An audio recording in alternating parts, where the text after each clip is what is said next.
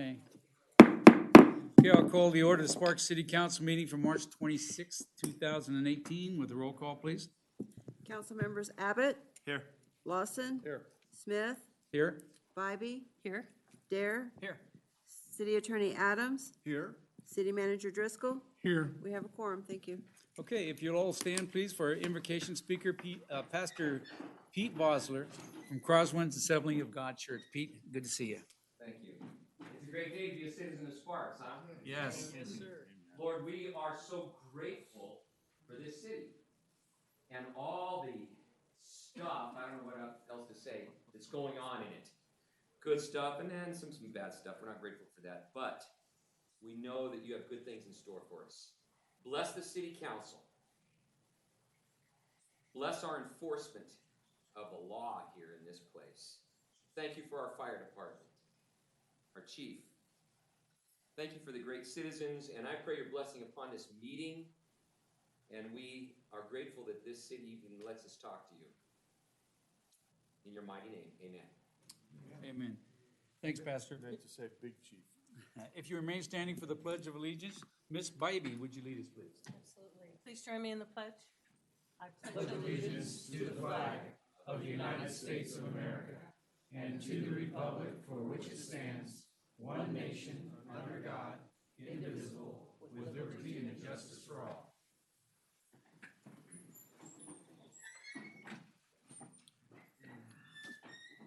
Thank you. I'm going to open up the public comment period. Anybody at this time wishing to speak, please fill out a card, and then we'll get you down here to talk. Veronica Cortez is our first one. Come on down, Veronica. Welcome. Thank you. Good afternoon. I'm not sure where to go. It's my first Just time being here. sit right there and Thank you. either one of the microphones. Thank you. And you have 3 minutes. Excellent. Well, like I said, good afternoon, and thank you for the opportunity to come and speak to you guys. My name is Veronica Cortez, proud graduate of Reed High School, 1996. All right, so I'm here because I'm a cowgirl, in case you can't tell. Love the state of Nevada, love my horses. Very interested in bringing a bull riding event to the Gandolfo Arena. I think maybe I've reached out to a couple people in emails in regards to this event. We're working with a promoter from California who's done this type of event before. I've worked with Gino Martini in the past, in 2012 to be specific, in events up in Gandolfo Arena. So I've been in touch with, I believe it's Francine at the Parks and Rec. We have all our licenses in order. We went down to Carson on Friday and Monday, tied up all our workman's comp. We got all the taxations done. And so now we're at the city of Sparks. They said we got stopped at the business licenses because the Nevada is like 3 days behind. So as soon as we get that number, we'll have our business license in, and we'll be down at the Parks and Rec. Hopefully, we'll have your blessing for this bull riding event. The plan is 10 bulls from the Triple J Bucking shoots out of Washoe Valley.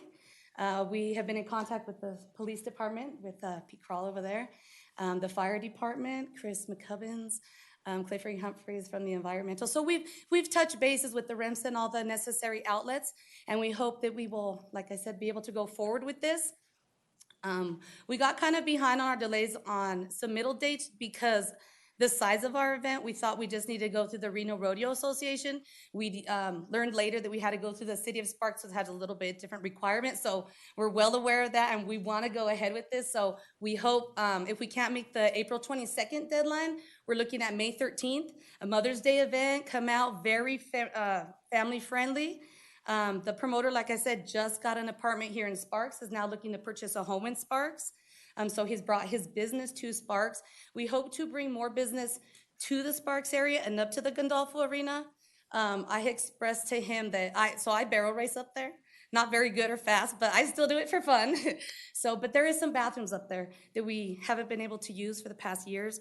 So maybe bringing some more money into city. We'd be interested in helping fix those bathrooms up there and any upgrades that Gandolfo Arena would need. I think it's a great place, to bring the community together, especially with our animals. We've been so pushed out to the surrounding areas that anything we can do in the city, we love it, So I'd like to thank you for your time. And like I said, Veronica Cortez.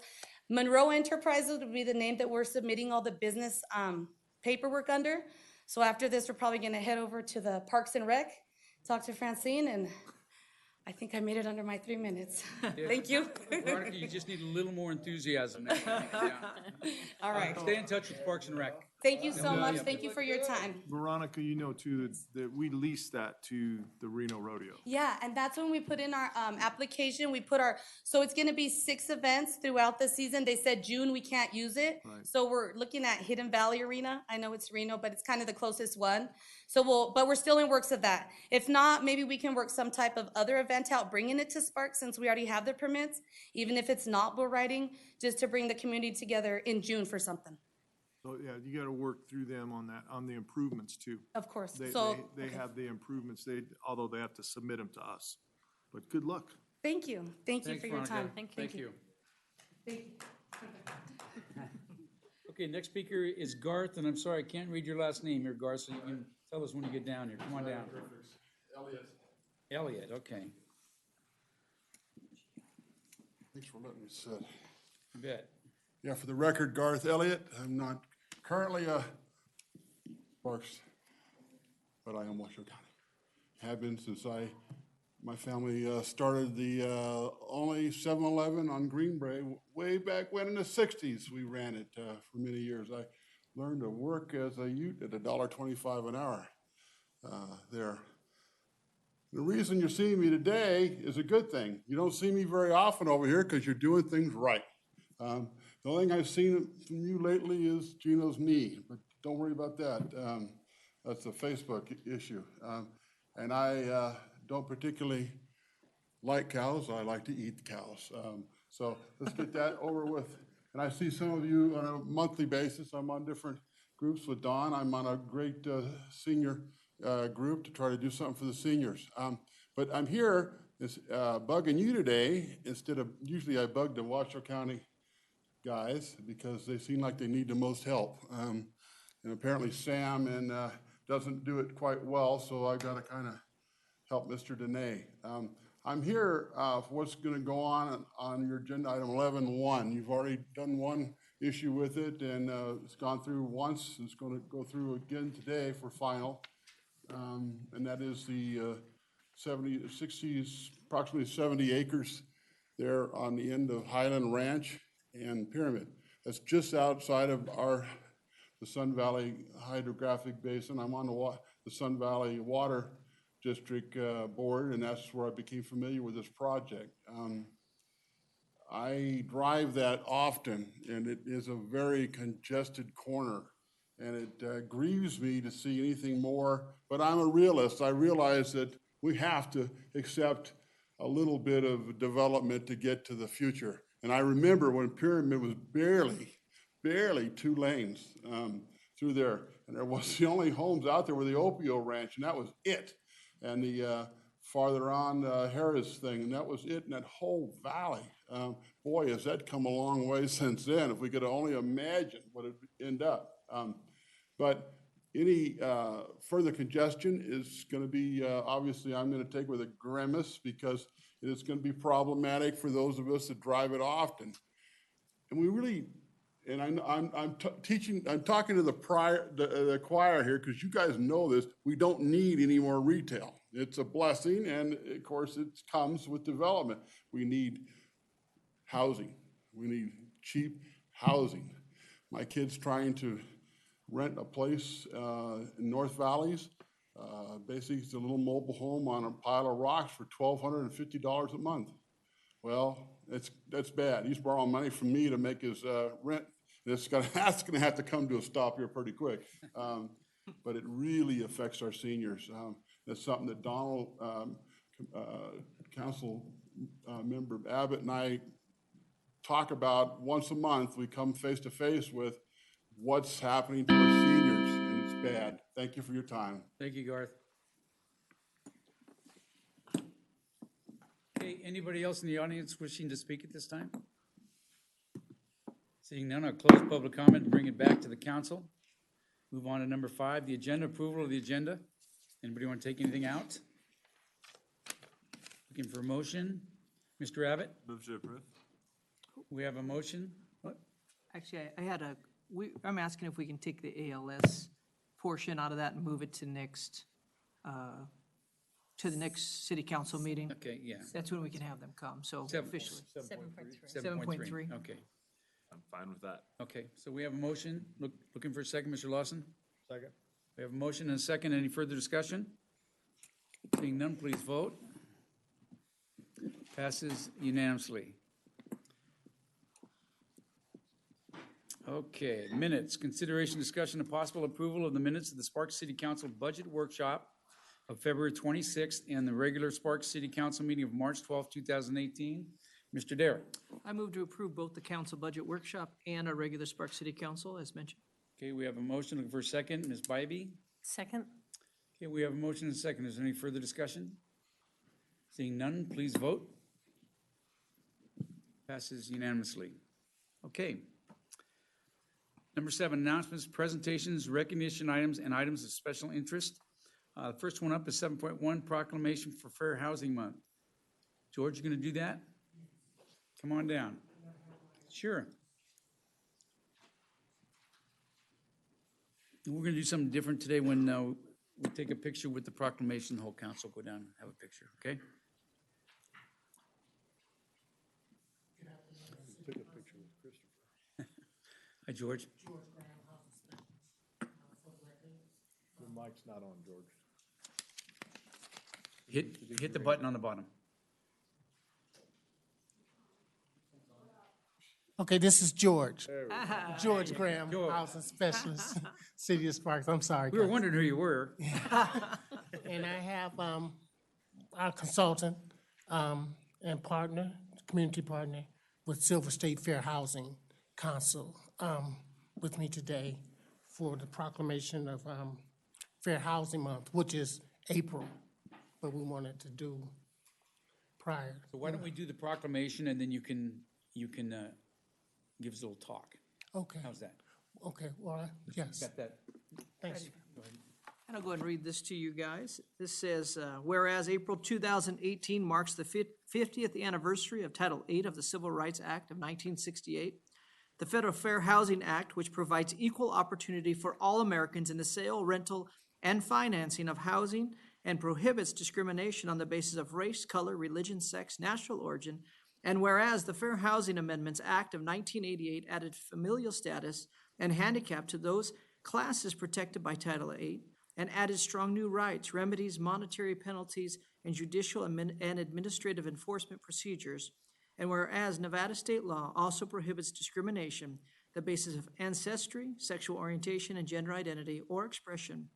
And whereas it is the solemn and sworn duty of government to all levels to defend the rights of all citizens and oppose housing discrimination whenever and wherever it occurs.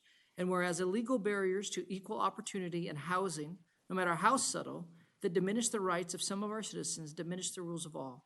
And whereas the Silver State Fair Housing Council actively works to ensure equal housing opportunity for all people in Nevada to freely choose where they want and can afford to live, and the City of Sparks supports the efforts of Silver State Fair Housing Council and all other agencies pursuing fair housing.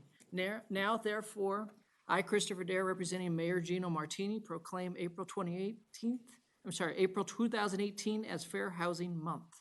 Woo, good job.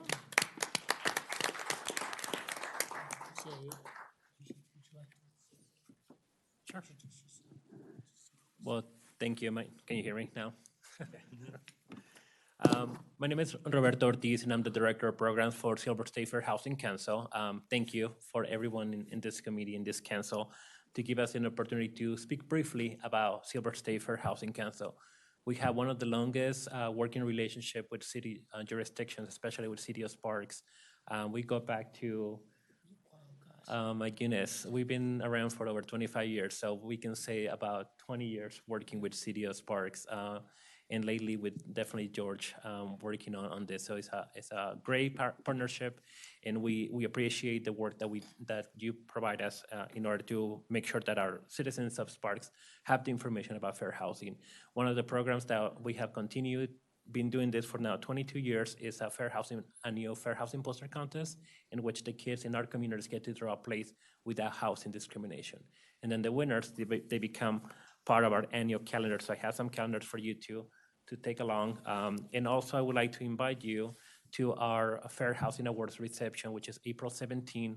It's going to be taking place at the McKinley Arts and Culture Center. The invitation should be going out, I'm sure, in the next week, so you should get it shortly. So I do hope that you guys can attend. I know you're pretty busy with your schedule, but if you can come along for a couple hours, definitely will appreciate it, and I'm sure our community will love to see you present at this event. And I just want to thank you on behalf of the staff as well as board of directors for giving the opportunity to celebrate Fair Housing Month, especially April 2018. We're celebrating 50 years of the anniversary of the passage of the law. So thank you. Congratulations, George. Thank you.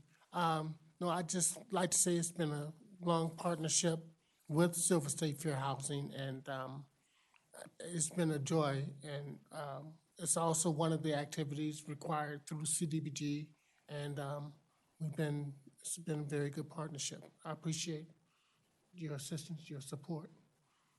Good, thank you, and I enjoy your calendar every year. It's great. You can send out Christmas cards too, don't you?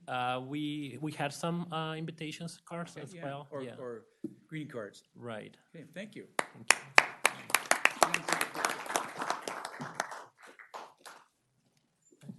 You go down here, Julie. You want us down here? Right back up here? Okay, then you guys come up here. Okay.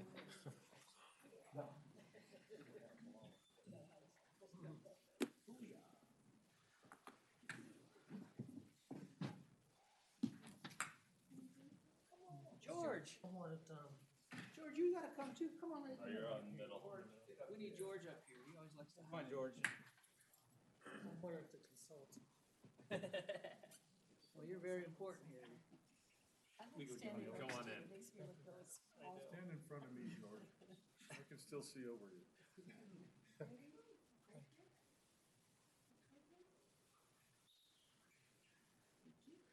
thank you.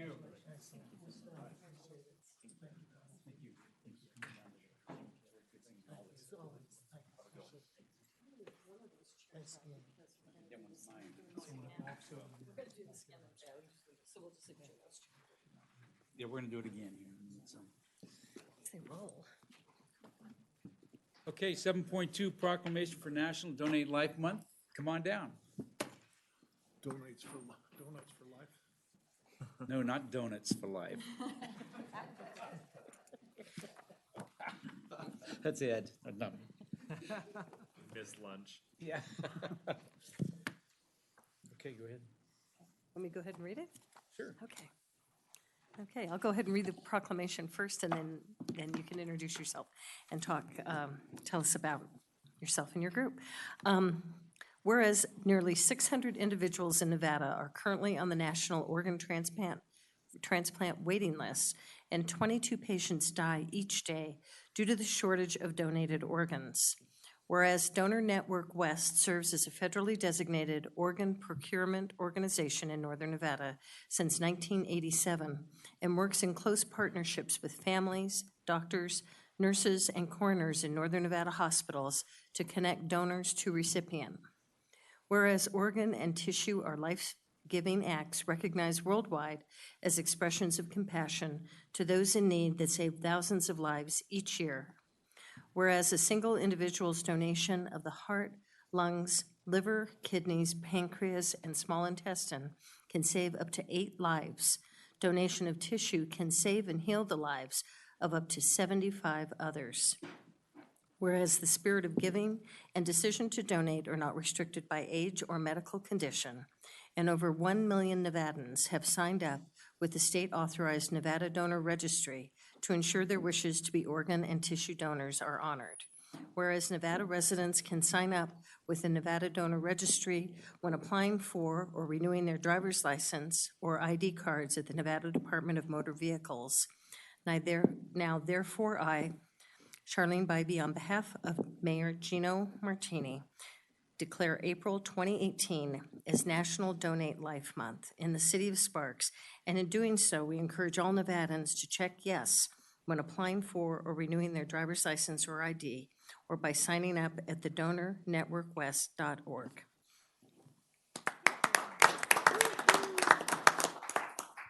Thank you so much. My name is Candy Candler. I'm here representing Donor Network West today. And while we're so grateful to you for declaring April Donate Life Month in the city of Sparks, I also want to remind everyone that any day is a good day to register as an organ and tissue donor.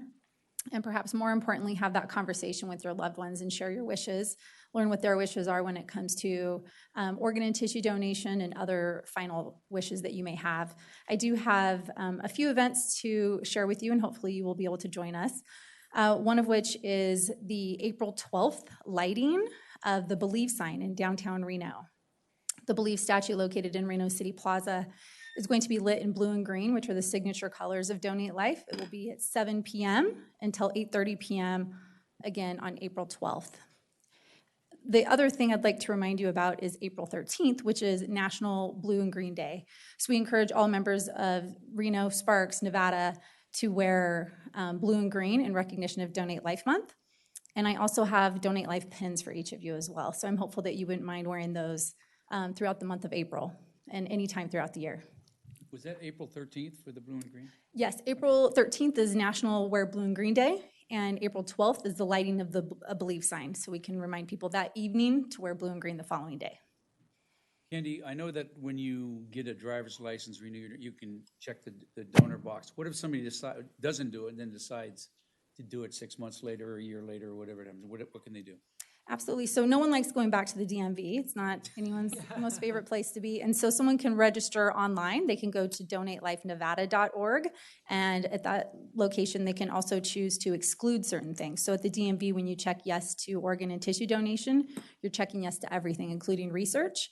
If someone wishes to not have maybe a certain organ or tissue donated or research, they can go to donatelifenevada.org and put their exclusions on there as well. Good stuff. Sure. Also, I mean, we all think of, when we lose, someone loses their life or a family member does. But there are organ donations and tissue donations that can be made that are living donations as well, correct? Absolutely. So kidney donation, it's about 80% of the national transplant wait list are waiting for kidneys. And here in Northern Nevada, someone will wait between 5 and 7 years for a kidney unless they are fortunate enough to have a living donor. So there are a few things that go into that, including blood typing, tissue type, and the living donor has to be fairly healthy enough to take a big surgery like that and take some time off of work. But certainly kidney donation is very popular. It's becoming more and more popular, either through a friend or a loved one, and sometimes just altruistic reasons people will select to donate a kidney. Thank you. Thank you. Any other comments? Well, Candy, thanks for coming down today. And if you can come up, we'll get a picture.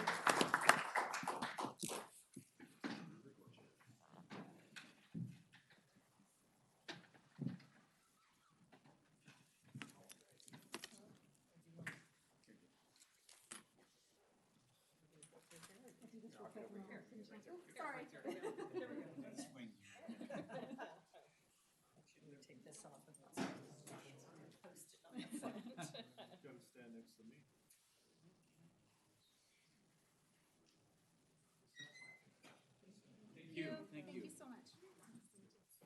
Thank you. Thank you for working. Oh, cool pen. Love the pen.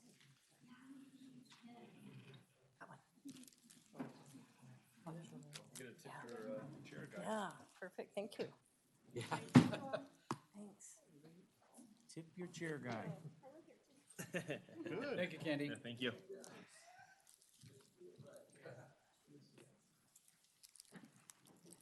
Okay. We'll move on to number 8, the consent items. Anybody wishing to pull one? Otherwise, looking for a motion? Mr. Lawson. Move to approve consent items 8.1 and 8.2. Okay, we have a motion. Looking for a second. Mr. Abbott? Second. We have a motion and a second. Any further discussion? Seeing none, please vote. Passes unanimously. Okay, move on to general business, 9.1. Is John or? Yes. Consideration, discussion, and possible approval of an interlocal agreement with the University of Nevada, Reno in support of the operation and maintenance of the Nevada Water Innovation Campus in the amount of $25,000 for 3 years. Welcome. I forgot your name. I remember you in the emergency meetings. Yeah, that's okay. Thank you, Mayor Pro Tem and members of the council For the record, Kevin Porter, Senior Civil Engineer, presenting today on the behalf of Andrew Hummel. The item before you today, as you mentioned, is an interlocal agreement with the University of Nevada in support of the Nevada Water Innovation Campus. The agreement is in the amount of $75,000, and that payment will be split, divided into 3 annual equal payments of $25,000 beginning this fiscal year. The Nevada Water Innovation Campus is a collaboration between the University of Nevada, the City of Sparks, City of Reno, Washoe County, Truckee Meadows Water Authority, the Nevada Department of Transportation, the Northern Nevada Water Planning Commission, and the Western Regional Water Commission. The objectives include developing innovative water management systems and practices through focused research, building partnerships with UNR, local agencies, and industry, demonstrating national leadership in water innovation, enhancing community awareness and consumer understanding of the local water challenges and best practices that we face here in Northern Nevada, educating and preparing the next generation of water professionals, and creating a local water research hub of activity here in Northern Nevada. In addition to the $75,000 payment from the City of Sparks, our responsibility will also be to provide 2 technical representatives to serve on an advisory board with the Water Innovation Campus. And with that, I'd be happy to answer any questions that you may have. Questions or comments? Mr. Dare? We've had this conversation in other boards we're on as well, and I just want to say how wonderful it is that we're all coming together to look to the future. And I think it's important as people look at finances that are spent. This is money very well spent, in my opinion, because of the cost of, if we don't become innovators in what we do, the cost is quite large to continue what we do with our sewage, with our water, and all that stuff. So with it, I just want to shout out, and I think this is fantastic. I'm glad our staff's involved, and I know they're excited about it. I think they get to go in and play science for a while and have some good times, but it is definitely something that I think is very good. Thank you. And this is the third time I voted on this also. I think that Nevada and the Innovation Campus will put Nevada on the map as the leaders in water research and how we, conserve water and how we don't. And I think this is a pretty good deal. Okay, any other questions or comments? Looking for a motion? Mr. Dare. I'll move to approve the interlocal agreement with the University of Nevada, Reno in support of the operation and maintenance of the Nevada Water Innovation Campus in the amount of $25,000 for fiscal year 2017-18, $25,000 for the fiscal year 2018-19, and $25,000 for the fiscal year 2019-20, for a total not to exceed $75,000. Okay, we have a motion. Looking for a second. Mr. Abbott? I'll second it. We have a motion and a second. Any further discussion? Seeing none, please vote. Passes unanimously. Thank you, Kevin. Thank you. 9.2, consideration, discussion, possible award of the 2018 street rehab, Unit 1, contract AC 5455, bid number 1718-013. I'm not going to read these numbers. To West Coast Paving Incorporated, an amount of not to exceed $1,357,277. Amber, welcome. Thank you, Mayor Pro Tem, members of council. Yes, I'm before you for the possible award of the 2018 Street Rehabilitation Unit 1 contract to West Coast Paving in the amount of $1,357,277. The 2018 Street Rehab Unit 1 contract is a part of the city's transportation system pavement management program, and it had been identified in the 5-year program of projects. The scope identifies the need to remove and replace rundown curb and gutter, driveway, sidewalk, as well as a complete rehab of the roadway section itself. On February 14th, we received 5 qualified bidders, with West Coast Paving being the low bidder, and I'm here to answer any questions you may have. Okay, thank you, Amber. Any questions or comments? Seeing none, looking for a motion. Mr. Abbott. I move to award the 2018 Street Rehabilitation Unit 1 contract, bid number 17/18-013, PWP WA 2018-074 to West Coast Paving, Inc. in an amount not to exceed $1,355,277. Okay. What's that? 357,277. Okay, we have a motion, look for a second, Ms. Bybee. Second? We have a motion and a second. Is there any further discussion? Actually, I have a quick, Yes, Don? on the start date, is it like a month, 2 month, summer ballpark? As soon as possible, yes. Okay. The contractor's chomping at the bit to go. It's basically up to Mother Nature at this point. Perfect, thank you. Always blaming her, aren't you? Okay, we have a motion and a second. Any further discussion? Seeing none, please vote. As soon as I get mine to work, it passes unanimously. Thanks, Amber. Okay, 9.3, consideration, discussion, and possible approval to purchase of body-worn cameras, fleet cameras, and associated maintenance services from Axon Enterprises Incorporated for a 5-year term in the total amount of $990,397.28. Welcome, Chris. Chief. Good afternoon, Mayor Pro Tem, members of council, Brian Allen, Chief of Police for the record. I'm just here really to introduce Lieutenant Chris Crawford. You have not had the opportunity to meet Chris before. He is our internal affairs lieutenant, and then he also gets other duties as assigned. One of those other duties as assigned is this body-worn camera process, and he's going to cover the agenda item today and the contract that we have with Axon. Good afternoon, Mayor Pro Tem and members of the council. For the record, Lieutenant Chris Crawforth, Sparks Police. In front of you today, requesting approval of a purchase agreement for body-worn and fleet cameras for Sparks Police and our Sparks Marshals. Before you are 2 separate contracts, one for body-worn and one for fleet cameras into our vehicles. Both are 5-year terms, which include the cost of equipment, evidence management, and the service of the equipment. Hardware costs such as electrical upgrades and dedicated internet lines related to the implementation are not included with this contract. As you're aware, we were mandated by Senate Bill 176 during the last legislative session to implement the use of body-worn cameras on all sworn police officers, including city marshals. The use of the cameras is required when in uniform and in contact with the public. The bill required implementation of body-worn cameras by July 1st of 2018. The bill also allowed the implementation of vehicle-mounted cameras, but did not require the implementation. Sparks Police will be implementing vehicle cameras as well. The bill provided the ability of each county to increase the emergency 911 or E911 surcharge to pay for this equipment. A surcharge increase from 25 cents to 85 cents was approved earlier this year by the Board of County Commissioners. The City of Sparks has worked with Washoe County and the City of Reno since the mandate to implement this program. The Board of County Commissioners provided a direction requesting all police agencies, Sparks Police, Sparks Marshals, Washoe County Sheriff, Reno Police, and the Reno Marshals to implement the exact same system, the same vendor. The Board of County Commissioners also explained items which would be reimbursed to each entity with the use of the E911 funds. This included the cameras themselves and all hardware related to implementing and renting the equipment. As you are all aware from the last meeting, paying for personnel costs was not allowed. Sparks Police and Washoe County Sheriff have utilized vehicle-mounted cameras for several years. The same vendor offers body cameras, but was not chosen due to unreliability with service and support. 2 vendors met the needs of the agencies and were considered during the review. Of those, all agencies chose to select Axon, formerly known as Taser, which most people are more familiar with them. Their service and support requirements met the needs of all the agencies. Axon also agreed to the use of the Nevada Highway Patrol contract for terms and costs related to the body-worn cameras.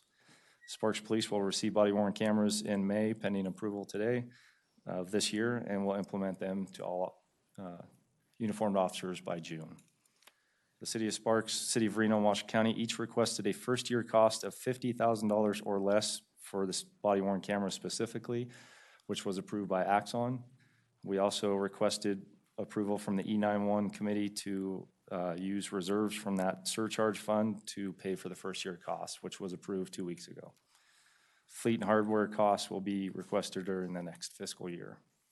Earlier this year, Sparks Police signed a contract with Axon to implement new video equipment in the interview rooms located in the Detective Division, and they started installing those today, actually. Sparks Police will be implementing the vehicle-mounted or fleet equipment in fall of 2018. This was done to eliminate adding 2 new systems to our officers at the same time, as well as obtaining the new version from Axon for fleet cameras this fall. All evidence gained from all the sources, interview rooms, body cameras, and fleet are maintained on a cloud-based system and accessed on the same system. Sparks Police currently utilizes 3 different evidence-based systems to gather and hold evidence for detective interviews, fleet, and photographs, and now we will have just one system. This system allows officers to utilize their city-issued phones to capture evidence and photographs and video, which can be uploaded to the same system. That'll be implemented later this summer, which will save us purchasing cameras for all our officers. We have worked with purchasing to assure we are in compliance with all laws and regulations regarding the purchase agreements. And in summary, as I stated before, there's 2 contracts before you, one for body worn and one for fleet, for a total cost of $990,000 and $397 and some change. It is 2 separate contracts. Each one is 5 years. We receive the equipment in the first year, and the remainder is for the evidence system, the cloud-based evidence system. As I stated, year 1 of the body worn has been approved to be reimbursed by the E91 funds through the county, and we will not request reimbursement for fleet until the new fiscal year. And that summarizes what I have before you. Is there any questions I can answer for you? Questions or comments, Mr. Dare? I know you guys had the opportunity to try on some different ones in the last whatever. What made you guys choose this one over another? Or, I mean, I know, is just a price thing, or did we actually find that we have this one particular work better? This I know that you one- had a few that you tried. We did, yeah. Panasonic was another big one. This was the one company that could meet all of the needs in terms of fleet and the body worn camera. Some of the other were comparable in terms of body worn camera, but they just did not meet the needs of our vehicle systems. They just didn't have the clarity, and some of the agencies or the companies themselves stated they were not prepared to go with fleet just yet. And is this the same with that the other people in other jurisdictions decided on, or are we choosing our own route? That I'm aware of right now, everyone in Washoe County, all the marshal's office, Washoe County Sheriff, Reno Police, Carson City Sheriff, and Douglas County Sheriff will all be going to these, to the same company, Taxon. And UNR Police is also. Oh, thank you. Okay, Ms. Bybee. I had a question on the fleet cameras that said are not going to ship until September. So in the interim, do we have cameras right now on the vehicles? And were those sufficient to hold us over until October when we get the new ones installed? Brian Allen, for the record. In regards to the fleet services, there's going to be a period of about 3 or 4 months that we're going to eliminate the fleet cameras. The reason why we're doing this is, Axon's going to come out with their new release in September, October, which will give us a November implementation date. But trying to have officers operate and maintain 2 different camera systems simultaneous while they're trying to get out of the car, put their car in park, get out of the car, turn on their body camera, make contact with the public, all in a safe manner is just way too much for the officers to do. And then they'll have to download into 2 systems, and then those 2 systems won't be time-stamped the same, they won't record the same, and we think time is the same, but time is different. And so there's a lot of complications in this process. So we just thought it would be best to just discontinue the car camera system for that short period of time.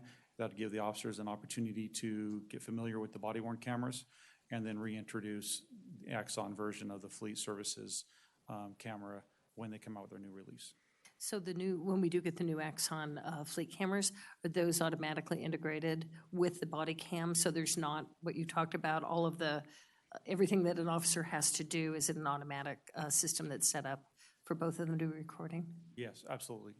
That's why one reason why additionally we went with Axon is now our interview rooms, the ability to use our phones as not only cameras but video, all integrates into the same backbone or system of evidence.com. So everything digital will be booked into one location, and everything will match and mirror each other. Okay, and one more quick question. What do we think the lifespan or expectancy of, or warranties on the cameras are? And Chris Crawford, for the record, one thing I forgot to mention, I apologize, is Axon, part of the agreement is they will update the cameras every 2 years. For the body-worn cameras, we'll get brand new cameras shipped, and then the vehicle cameras are every 3 years. Perfect, thank you. Great. Any other questions or comments? Mr. Lawson? And this one probably for Steve. Steve, how do we, we're not paying the $990,000 all up front? So tell me how we're shifting money around to make this work, because I know that we haven't started collecting that money yet on the E911. So Steve Driscoll, for the record, we have a good working relationship with Axon, and the Axon understands the funding mechanism that is now currently in place. So the way they structured the agreement is that there's very small the token $50,000 up front. And then each year, we will be paying a larger amount to pay it off over the life of the two agreements. And that'll be based on collection expectations from the E911 surcharge. And so we'll receive the surcharge to the 911 committee. We will then get it. We, City of Sparks, will receive the money to pay directly from there. So it is worked out to the intent that Mr. Ford had in his law, was that we would collect the surcharge and then we would pay for the services. That is what's happening here. Very good. That cash flow, it's a big deal. Yes, Exxon, Million bucks laying around. Exxon is being a very good partner with the law enforcement agencies in this valley in northern Nevada. They certainly are bearing some costs themselves, but they are doing it for the betterment of our community, and we thank them for doing that. Thank you.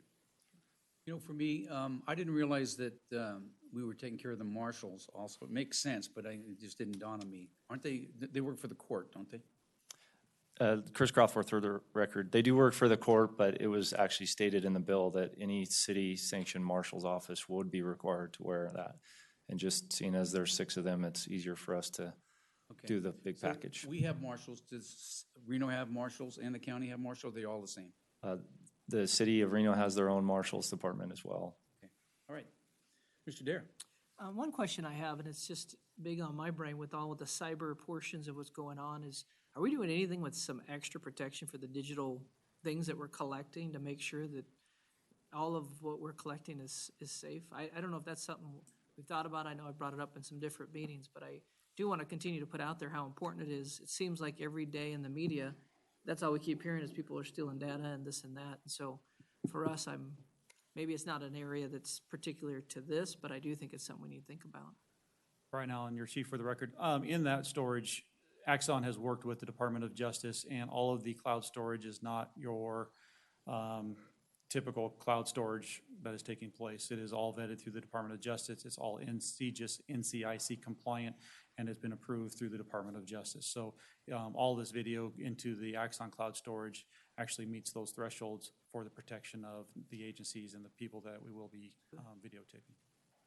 Axon's a very good partner. Okay. Ms. Bybee. I'm ready to make a motion. Okay. I move to approve the purchase of body-worn cameras, fleet camera systems, and associated maintenance services from Axon Enterprises, Inc. for the City of Sparks for a 5-year term in the amount of $990,397.28. Okay, we have a motion. Looking for a second? I'll second that motion. Okay, we have a motion and a second. Any further discussion? Seeing none, please vote. Passes unanimously. Thanks. Thank you. Okay, 9.4. Consideration, discussion, and possible approval of the addition of the title of Deputy Building Official and corresponding salary range in the Management Professional and Technical Employee Resolution, Appendix A, for the period July 1, 2017 through June 30th, 2020. Okay. Good afternoon, Mayor Pro Tem and members of council. Jill Valdez, Human Resource Analyst for the record. I'm before you today because approximately 1 year ago, the council approved the position of Deputy Building Official as a new need. The department is now ready to fill that position in the budget for fiscal year 18. There is no new impact since it's been approved in the budget. The reason I'm before you today is that in order for them to fill it, we need to add the title and the salary to the Management Professional Technical Resolution. So if you are in agreement, we are requesting your approval to do that today. Do you have a suggestion on the salary? Because we have the range. Yes, there is a salary range that's listed. Normally what happens when someone is hired is either they come in at the bottom of that range or they request to come in a little bit higher if they have a combination of experience and education that might warrant that. There's a process in the administrative rules where it goes through the department head and through human resources so that there can be consistency in those types of requests. So you're not asking us today to make a decision on salary, that'll be up to your department? We're just requesting the range be placed into the resolution. Gotcha. Questions or comments? Mr. Dare? I'm good to make a motion when we're Sure, ready. go ahead. I move to approve the addition of the title of Deputy Building Official and corresponding salary range in the Management Professional and Technical Employee Resolution Appendix A. Judge, do we need to put the exact dollar amount for the range, or is that good enough? Yeah, whatever the range is on the agenda item. Okay. You can put that in there, but you're really not authorizing any funds tonight. Right. They've already been authorized, but if you Okay. want to include that in the motion, that would be fine. Okay, we have a motion. Can we have a second? Mr. Abbott? I'll second that. Okay, we have a motion and a second. Any further discussion? Seeing none, please vote. Good to go. Passes unanimously. Thank you. Okay, 11.1, second reading, public hearing, discussion, and possible adoption of bill number 2735, an ordinance by the city of Sparks to approve an impact fee service area number 1, IFSA number 1, development agreement with Bruce Investment Group LLC, Bruce Investment Group LLC 401K, and Bruce Investment concerning the development of Highland Ranch Park, a 67.4 acre property located at the southwest corner of the intersection of Highland Ranch Parkway and Pyramid Highway, Nevada, and all other matters properly related to. Armando, welcome. Good afternoon, Mayor Pro Tem Smith, members of the City Council. I am Armando Ornelas, the Assistant Community Services Director. So as you noted, the proposed agreement covers 2 parcels totaling 67.5 acres, and they are located at the intersection of southwest intersection of Highland Ranch Parkway and the Pyramid Highway. The 2 parcels are outlined here in the bluish color. This is property that was annexed previously. So this agenda item is associated with 2 other requests that are also scheduled for City Council consideration today, and which Ms. Elby will present following this item. And those are certification of an amendment of the comprehensive plan to change the land use designation from open space on a portion of the site to commercial, and then rezoning of the entire site from A40, which is agricultural district, to C2, which is general commercial. So in terms of background, there's a lot, probably there's more background and history on this agenda item than there actually is provision in the agreement. And so I'll try to give you an abbreviated version of that. Last year in March, the City Council directed staff to negotiate and prepare a development agreement pursuant to NRS 278.0201 concerning the development of these 2 parcels. The agreement was, among other things, expected to address the possible inclusion of the properties in impact fee service area number 1, which is, the impact fee district that we have set up for Northern Sparks that provides for sanitary and storm sewer facilities, fire facilities, and regional trails. In October of last year, the property owner filed a petition with the city to include the subject property within IFSA number 1. Following discussions between staff and Mr. Gordon, who is the property owner's representative and who is here today, an abbreviated development agreement was prepared as a companion item to the property owner's comprehensive plan amendment and rezoning requests. The following month, in November of last year, the Planning Commission voted to forward a recommendation of approval to the City Council of the proposed agreement, and there was also consideration on that date of the comprehensive plan and rezoning requests. On February 27th of this year, the city's Enterprise Fund Advisory Committee, the EFAC, reviewed the proposed capital improvements plan and updated fee schedule for IFSA number 1. And the proposed updates to the plan and fee schedule were really prompted by the property owner's petition and provide for inclusion of the parcels in that district or fee area. The EFAC recommended approval of the updated capital improvements and schedule. Then earlier this month, on the 15th, the Planning Commission, acting as the Capital Improvements Advisory Committee, reviewed the updated plan and fee schedule and forwarded a recommendation of approval of the land use assumptions, proposed capital improvements plan, and associated fees to the City Council. So it's coming to you with all of that. So just exactly what does the development agreement provide for? First, that the property owner will not withdraw the petition it filed with the city for inclusion in IFSA number 1 prior to the City Council's consideration of that petition, which staff anticipates will occur next month, the month after in May, on probably the 14th. Secondly, that no building permits will be issued or approved on the subject property prior to consideration of the petition by the city council. That the property owners in the city recognize and agree that that the fiscal analysis for the project was based on, in part on assumption that the streets, gutters, curbs, and sidewalks constructed on the site will be privately owned and therefore not maintained by the city, but rather by the property owner. And so that the city will not accept any dedication of any of that infrastructure without a new fiscal impact analysis that looks at what the change would represent for the city. And then on the city's part, that based on the assurances that the property owner provides in the agreement, the city's Community Services Department can support a finding that the city can provide municipal services to the subject property concurrent with its development, and that the Community Services Planning Division will cooperate reasonably and in good faith to process the comprehensive plan land use and rezoning applications.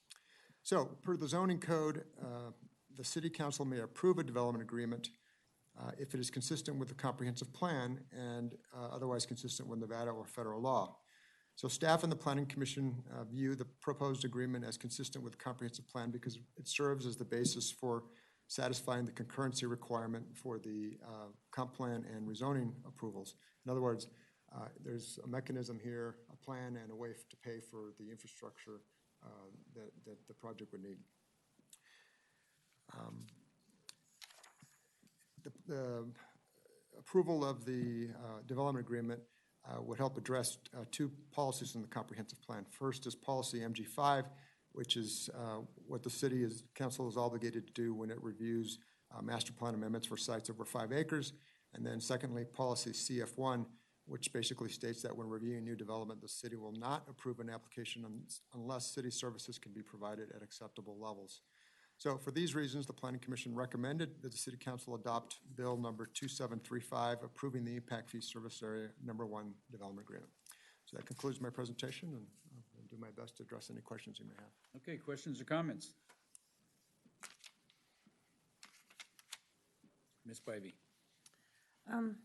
Armando, I did have one question on the fiscal analysis on streets. So the property owner will be assuming there'll be private streets and gutters, and that's not a cost that's going to come to the city? That's correct. Is that correct? In the fiscal analysis prepared by the property owner's consultant, the assumption was made that all would be privately owned and maintained. It would not be dedicated to the city. And so the property owner or their successors would be responsible for its maintenance. And so those costs weren't accounted for as city in terms of being city costs. Were they to request that, then they would be obligated to provide a new fiscal analysis that could be considered for the city, and then a determination could be made at that time on the part of the city. Okay, but at this point in time, we're looking at it being private. That's It would correct. have to be reanalyzed and brought back for fiscal analysis if they change their mind on that, or that would be a separate request that's not included today. That's correct. Okay, thank you. Okay, any other questions or comments? Mr. Dare. I'm good to make a recommendation. Okay. Oh, I'm sorry, that's true. I didn't, yeah. Is it for, No, make the motion after. okay. Okay, this is a public hearing item. Anybody in the public wishing to speak at this time? Seeing none, we'll bring it back to the council for action. Mr. Dare. Thanks, Chip. I move to adopt Bill number 2735 to approve the Impact Fee Service Area number 1 development agreement by and between Bruce Investment Group LLC, Bruce Investment Group LLC 401K, Bruce Investment, and the City of Sparks concerning the development of Highland Ranch Park, a 67.4-acre property located at the southwest corner of the intersection of Highland Ranch Parkway and the Pyramid Highway, Sparks, Nevada. And I want to say I appreciate the owner. As I've talked to them and see that they're very understanding and they are in to help us grow correctly with the impact fee. We appreciate that. Thank you. Okay, I have a motion looking for a second. Ms. Bybee? I have a second and one comment. Sure. Just wanted to also state that I appreciate the inclusion in the IFSA 1 because that does greatly help the city in the costs that we need for the services we need for this new development of the property. So fully supported and appreciate the IFSA inclusion. Thank you.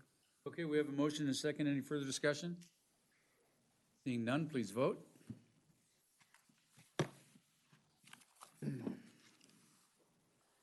Passes unanimously. Thanks, Armando. Okay, 11.2, public hearing.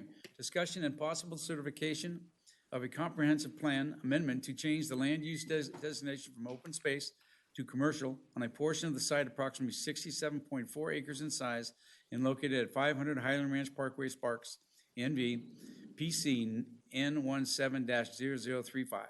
Karen, welcome. Good afternoon, Mayor Pro Temp and Council. Karen Melby, Development Service Manager. I have a request. Would you like me to do two presentations, or would you like me to combine the presentations for the comprehensive plan amendment and zone change, since they are for the same property? So that's I am 11.2 the and next two 11.3. items. Yeah, Go ahead and 11.2 combine them, and and then we'll vote 11.3. separately on them. You want me to go separately? No, go ahead and combine them, but we have to vote on them separately. Correctly. You'll have to open public hearings separately and on, So when you're done Mo- with 11.2, then I'll do the public hearing, then you can move right into the next. okay. So good afternoon. If I could have the, as Armando said, this property is located, outlined here in cyan. It's located at the southwest corner of Highland Ranch Parkway and Pyramid Highway. It is 67.4 acres in size. Before you today are two requests. The first one is a comprehensive plan amendment to change the land use designation from open space on a portion of the property to commercial for the entire property. The other request is a zone change request to change the property from A40 Agricultural District to General Commercial C2.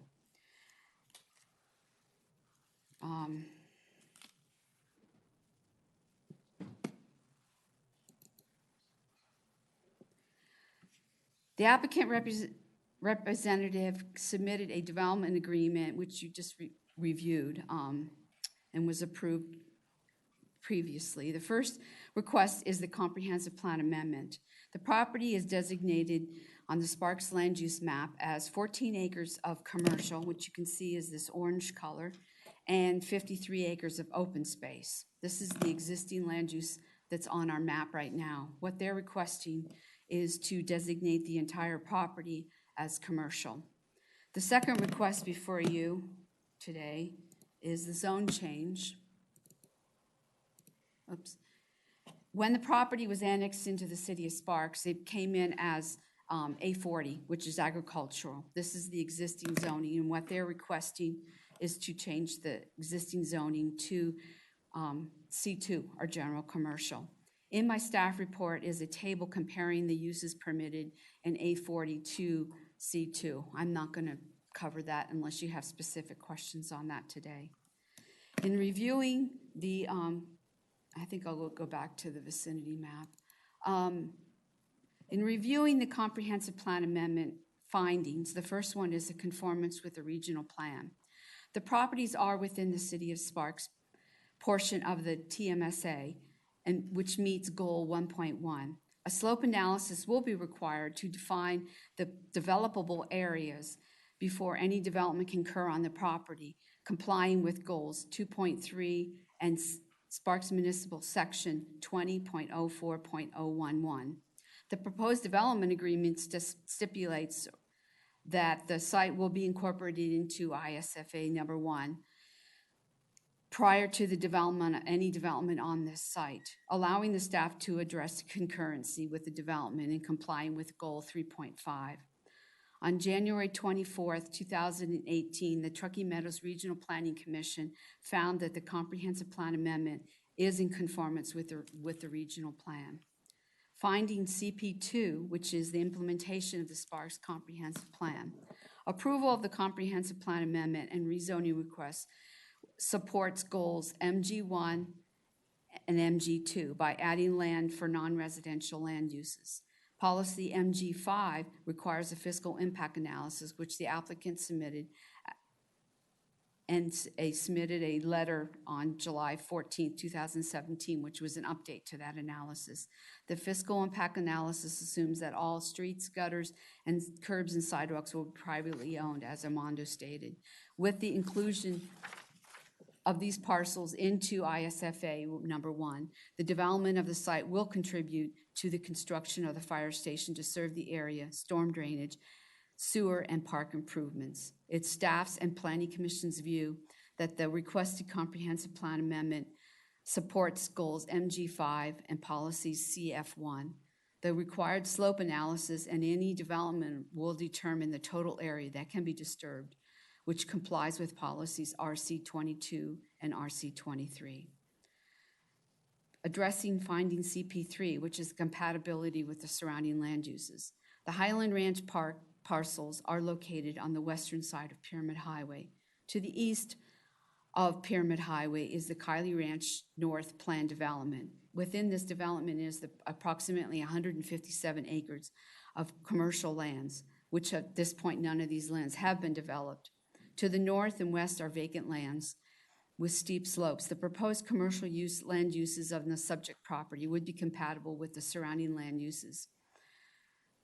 Finding CP4, which is public notice. On October 6, 2017, public notice was published in the Reno Gazette Journal. The neighborhood meeting was conducted by the applicant on October 11th, 2017. There were 3 people that attended that meeting. Now to move on to the zoning findings. First zoning finding consistent with the Sparks comprehensive plan. As I discussed under finding CP2, the same goals and policies also are relevant to the rezoning request, and staff and Planning Commission believe that these findings can also be made for the rezoning request. Finding Z2, which is consistent with the surrounding land uses.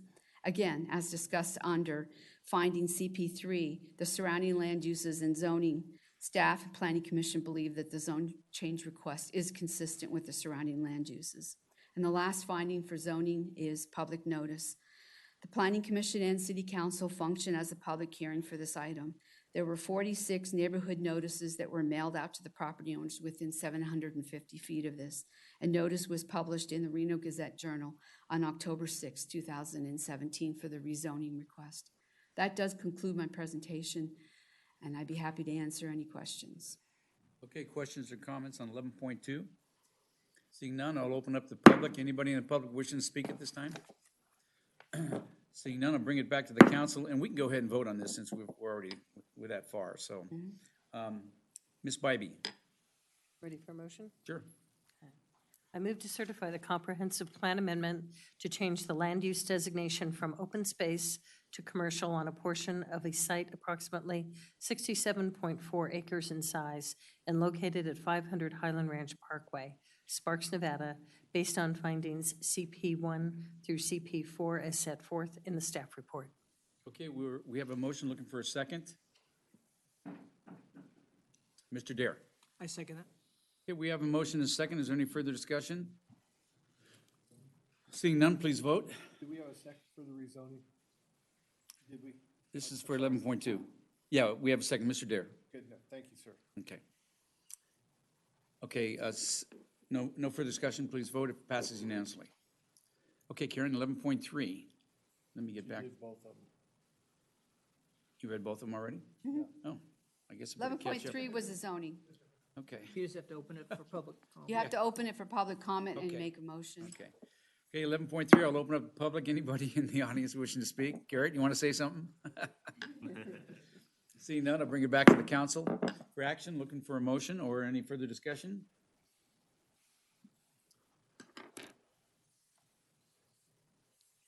Mr. Abbott. I move to adopt bill number 2736, rezoning real property approximately 67.4 acres in size and located at 500 Highland Ranch Parkway, Sparks, Nevada, from A40 agriculture to C2 based on finding Z1 through Z3 as set forth in the staff report.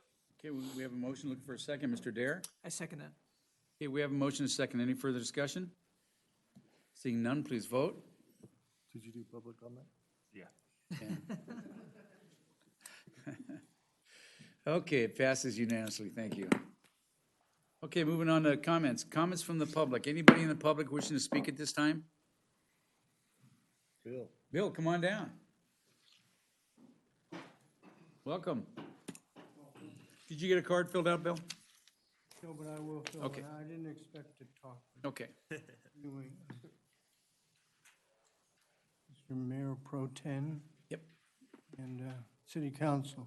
My name is Bill Wagner. And the questions I have are just very small.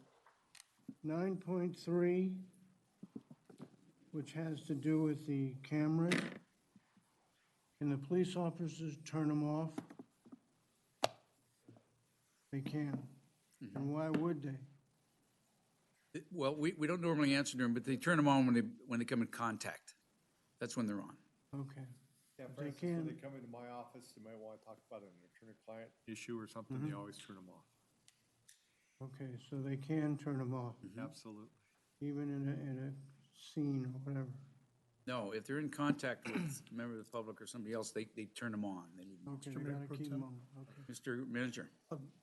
The quick answer will be, there will be a policy and procedure that all of our officers will follow, which are best practices and comply with the law. Okay. Mr. Wagner can talk to the chief about any particulars that he has on the contract or the operational policies, but that'll basically cover it. Thank you. Thank you. Now, 9.4, do we have a range, financial range between the low and the high in the salary? We do. It's on. It's in the staff report. It's in the report. It's in the report? Well, who has the report besides you folks? I got it. $67,558 to a max of $92,456. Okay, good. That's what I wanted to know. Thank you. Thanks, Bill. Don't forget to fill out a card for me. I will. Okay. Anybody else in the audience wishing to speak? Seeing none, we'll close the public comment, bring it comments from the city council and city manager. Any comments? Ms. Bybee? I just wanted to give a shout out to the city staff who was here this weekend for Passport Day. It looked like there was a great turnout, and I just wanted to thank all the staff who did come in on a Saturday and afforded the opportunity for our residents to come in, get their passports done before the prices went up. And I thought that was a really, showed good community goodwill and looked like a great event. I didn't happen to stop by, but shout out to the staff and everybody who made that happen. Thank you, Mr. Abbott. Yeah, real quick, just a shout out to Chief Allen for Big chief. yeah, the Sparks Citizen Academy. I've signed up. If you guys haven't, I definitely suggest to get out there for next sign up. I also did a ride along Friday night, so it's so neat to see all these things we've been talking about and seeing them click from the academy, and then our updates with City Manager Driscoll, and just seeing how everything's operating. So if you guys have a chance, you guys as in the public, sign up. It's free. It's open to anyone. It's a great program. Just wanted to. We'll leave it at that. Thanks, Donald. Mr. Dare? I do want to share just real quick, the ALS didn't get to be here today, but it does officially start ALS Month Awareness starting on April 1st. And it's for the whole month, and we'll be able to share it. But there is a walk at the very end that everyone's invited to down at the marina.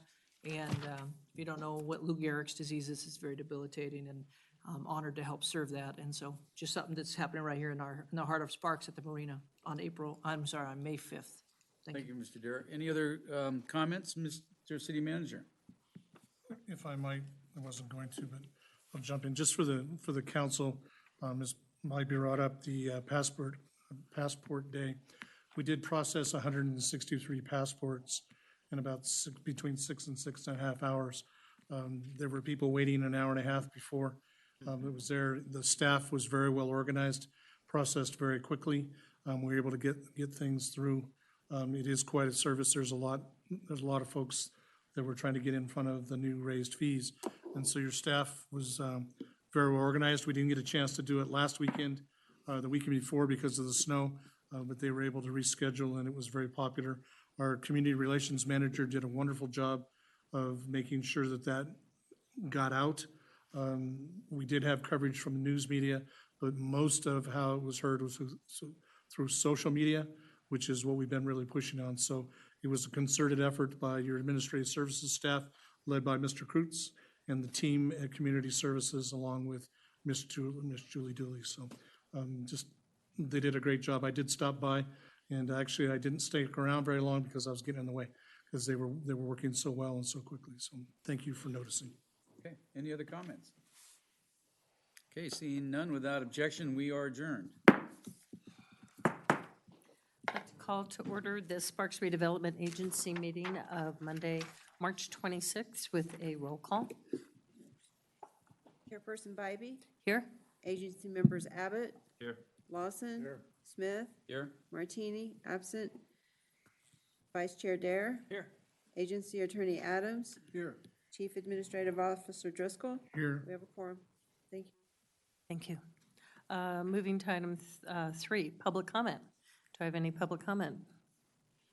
Seeing none, we'll move, close comment, public comment, move on to item number 4, agenda.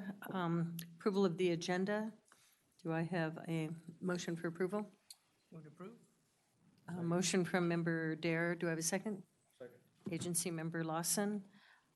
Please vote.